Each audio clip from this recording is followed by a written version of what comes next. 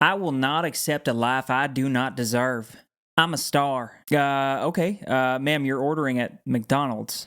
What is up, my friends? Maxine is a brand new film from Ty West starring Mia Goth and rounding out one of the most unique horror trilogies of all time. In 1980s Hollywood, adult film star and aspiring actress Maxine Minx finally gets her big break. However, as a mysterious killer stalks the starlets of Los Angeles, a trail of blood threatens to reveal her sinister past. And I got to see Maxine along with a Q&A with the director Ty West last week, and we have a lot to talk about. But before I dive in, as always, make sure that you smash the like button and then subscribe if you're new here. Please just help me be a star, everyone, please. But with X and Pearl easily being two of my favorite horror films from the past 5 years, Maxine clearly was going to be one of my most anticipated horror films heading into 2024, and here we are. The question is, did it deliver? And personally, I would say freaking hell yes, it did. But it is different than I was expecting. I'd imagine if you've seen the movie like me, you're kind of understanding why I might say that. X and Pearl are very much horror movies. Pearl definitely has a different vibe than X, but I'd say it still very much falls into that category. And just walking out of Maxine, like my initial thoughts, I was thinking about it, and it definitely feels like it falls into a different category. It kind of has a category of its own. There are some scary moments, and there are some bloody moments, but I definitely wouldn't classify it as a thriller, whereas Pearl and X kind of fall into that thriller category. It shows up as horror / suspense or horror crime online,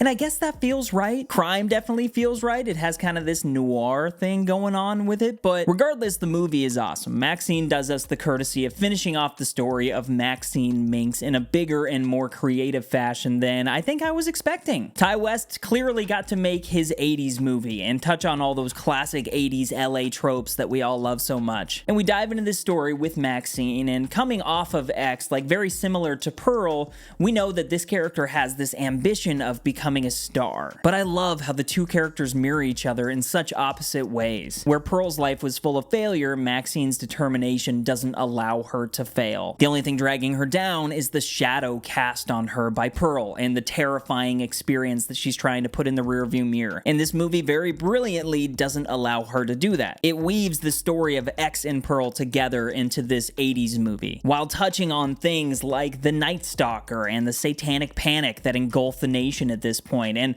along with all of that, we're also learning more about Maxine and getting a bit more of a rich history of her, and that starts straight from the beginning. It really does. X was about a group of people coming together, Pearl was solely about Pearl, and Maxine is solely about Maxine. But that's not to say that there isn't a group of people in this movie. The cast for this thing also adds a lot. In a franchise where we've already gotten Kid Cudi, Jenna Ortega, Superman himself, David Cornsweet, and we're now getting, wait, does anybody smell that? Is that bacon? Is that Kevin Bacon? And then Giancarlo Esposito and Elizabeth Debicki and Halsey, all of which gave excellent performances. I would probably say the standouts for me are Elizabeth Debicki, who plays this highly esteemed horror director, and I don't know, just something about her really impressed me in this movie. She's great in Tenet and other films, but I feel like this was the role where it finally just like clicked for me. But then we get Kevin Bacon, and Kevin Bacon just gives a comical portrayal of this scummy 80s dude who's caught up in the sort of underbelly of LA, and he just can't win throughout the entire thing, and that had me laughing really hard at times. But that brings me really to just the star of this franchise, and an actress that I knew nothing about before watching X, and who is now one of my favorite current working actresses, Mia Goth. And you could literally go back and watch my review of X and Pearl and just hear me sing her praises. I could sing her praises for days, just based off of the performance of those. I honestly thought she should have won an Oscar for her performance in Pearl. I don't know, call me crazy, but I saw the other movies that year, and I saw that movie, and I was like, what the hell, man? But Maxine is her final hurrah, you know what I mean? The send-off for this character, assuming Ty West doesn't just like go crazy and make 10 more of these, which I would absolutely love, by the way. But each new movie found a way to bring a different aura to this performance from Mia, and in this one, she truly rounds it out. There's a moment when she looks in the mirror and she says, You're a fucking movie star.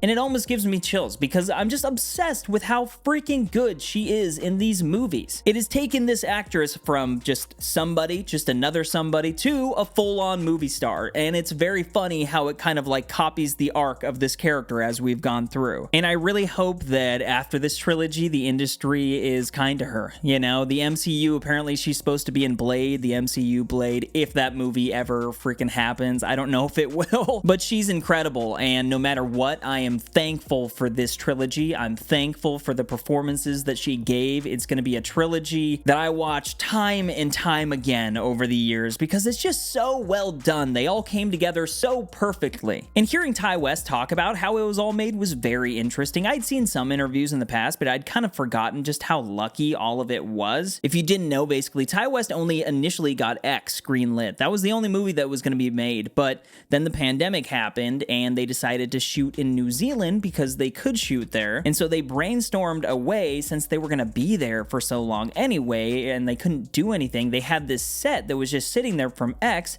They brainstormed a way that they could somehow make a prequel using the same set that they had from X, but just adjusting it to a different era. And they wrote a solid script and they got it done. And that's why you saw that trailer for Pearl right after X when it came out. And then they did the same thing, obviously, with Pearl and Maxine. But I just remember seeing X sitting in the theater, credits roll, you stick around to the end because somebody told me to, and then all of a sudden you see this trailer for a different movie just about the villain of the movie that we just watched, but it's starring Mia Goth still. I was just like, what is this? I love that. It's so unique, and that's also something that sets Maxine apart. You know, X and Pearl are very closely tied together because of that experience, but Maxine stands on its own, kind of putting a bow on everything. It was fun, it was well written, I loved the soundtrack, the performances were top-notch, the kills were bloody and gruesome and awesome, and yeah, man, Maxine is a star. But as always, I do want to give my Jones Vibe star rating. This is based purely on my enjoyment level, and my friends, I'm giving Maxine, the third film in this trilogy, 4 out of 5 stars, no doubt. But if you saw Maxine, please leave your thoughts down below. Also, what did you think about this entire trilogy? Do you like X? Do you like Pearl? And what do you think about Mia Goth? I love hearing from you guys, and I'm hoping to see some comments down below. Also, my friends, make sure you hit the like button on your way out. You can follow me on X at Jones Vibes Only, and don't forget to keep up the good vibes. But Maxine has now come and gone, but she will always be remembered.